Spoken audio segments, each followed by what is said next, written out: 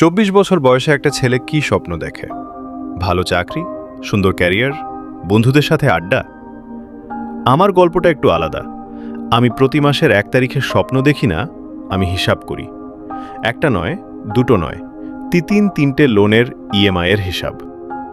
আমি অনিমেষ, বয়স মাত্র 24।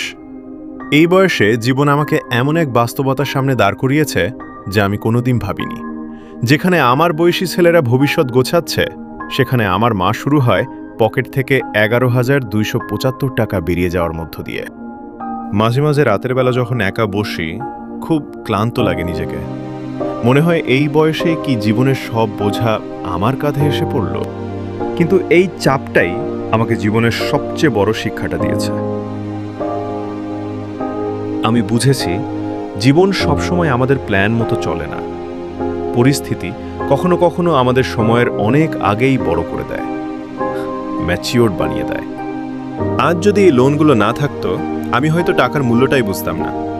এই 11,275 টাকা আমাকে দায়িত্বশীল হতে শিখিয়েছে, লড়াই করতে শিখিয়েছে।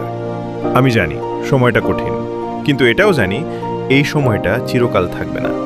আজকের এই লড়াইটাই কাল আমাকে আরও শক্তিশালী বানাবে।